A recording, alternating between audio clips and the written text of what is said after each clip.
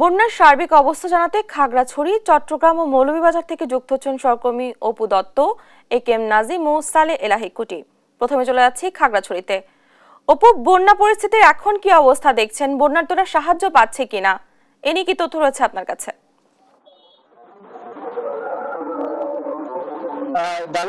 খাগড়াছড়ির বন্যা পরিস্থিতির কিন্তু উন্নতি হয়েছে। নদীর পানি কিন্তু কমে গেছে। এখন আস্তে কেন্দ্রে ঘরে চলেছে। তবে খাগড়াছড়ির আসলে সার্বিক ক্ষয়ক্ষতিটা আসলে ব্যাপক আকার ধারণ করেছে।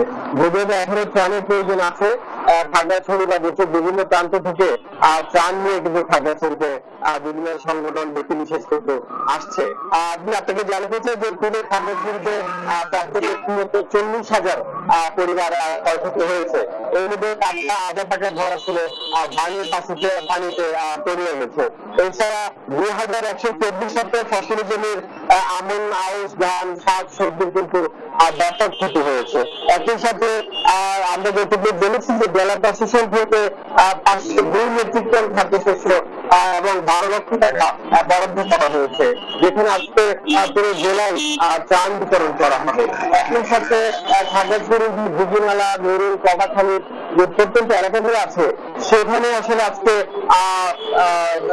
হেলিকপ্টার করে ত্রাণ বিতরণ করে আসলে আমরা জেনেছি। একই সাথে খাগড়াছড়ি রিজিয়নাল সেনাবাহিনীর পক্ষ থেকে বিভিন্ন যে দুর্গম এলাকাগুলো আছে সেখানে কিন্তু ত্রাণ বিতরণ করা হচ্ছে।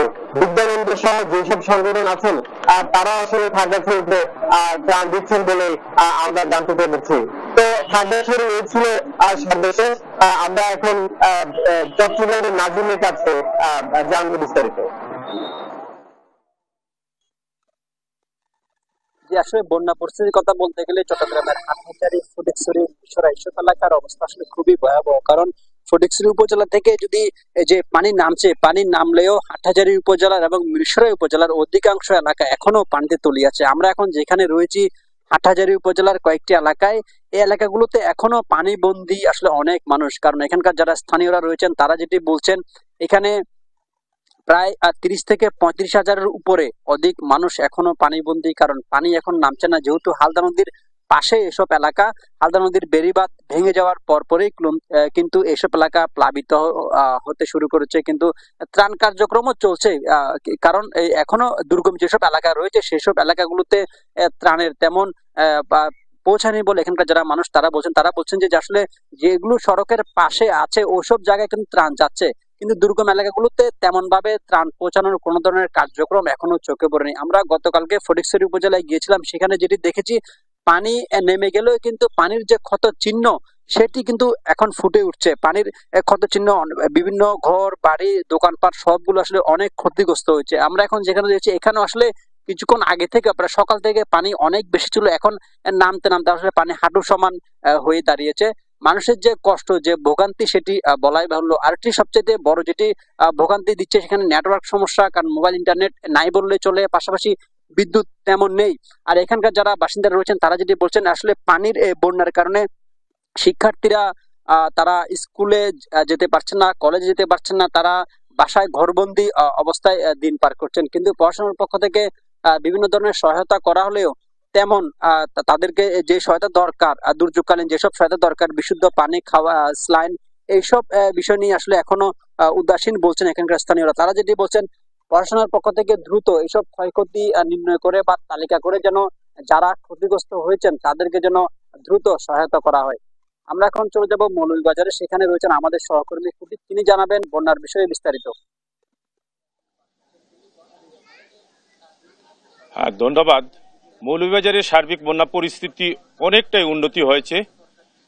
উজানে ভারী বৃষ্টিপাত না হওয়ার কারণে মৌলভীবাজারের যে প্রধান দুটি নদী, যে খরস্রোতা দুটি নদী মনু এবং ধলাই নদী বিপদসীমার অনেক নিচ দিয়ে প্রবাহিত হচ্ছে।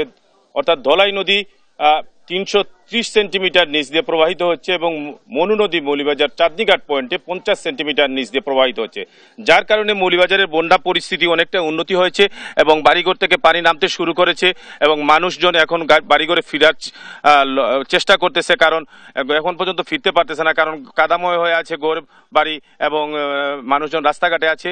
এখন পর্যন্ত মৌলভীবাজারের প্রায় 10,000 মানুষ মানে যে বিভিন্নভাবে রাস্তাঘাটে বসবাস করছেন এবং মৌলভীবাজারের কুলাউড়া, বড়লেখা, জুরি, রাজনগর এবং কমলগঞ্জ সদর সহ বিস্তীর্ণ এলাকা যে প্লাবিত হয়েছিল সেই সব এলাকায় এখন যে মানুষ যে বন্যার কাটিয়ে ওঠার জন্য আপ্রাণ চেষ্টা করতেছে এবং মৌলভীবাজারের সার্বিক যে বন্যা পরিস্থিতি অনেকটা উন্নতি হচ্ছে এবং যে ক্ষতি হয়েছে যে সেটা কাটিয়ে ওঠার জন্য মানুষ অনেকটা দুর্বিষহ অবস্থায় আছে। আপনাকে একটি বিষয় জানাতে চাই, যেটি হচ্ছে মৌলভীবাজারের যে ত্রাণ সামগ্রী বিতরণের ব্যাপারটি, সেটি হচ্ছে যে এখন পর্যন্ত জেলা প্রশাসনের পক্ষ থেকে 826 মেট্রিক টন চাল বরাদ্দ দেওয়া হয়েছে এবং প্রায় 40 লাখ টাকা জিআর টাকা বিতরণ করা হয়েছে। মৌলভীবাজারে যে প্রায় 3 লাখ মানুষ ক্ষতিগ্রস্ত হয়েছে এবং পানিবন্দী ছিলেন, সেই থেকে মানুষ উত্তরণের জন্য চেষ্টা করতেছেন এবং মানুষের যে চোখে এখন শস্যফুল দেখতেছেন, কারণ 3 বারের বন্যায় মৌলভীবাজারের যারা বানবাসী মানুষ তারা নিঃস্ব হয়ে গেছেন। অর্থাৎ মৌলভীবাজারের সার্বিক বন্যা পরিস্থিতি উন্নতি হলেও মানুষের দুর্ভোগ কাটেনি। এই ছিল মৌলভীবাজারের সার্বিক বন্যা পরিস্থিতির সর্বশেষ খবর।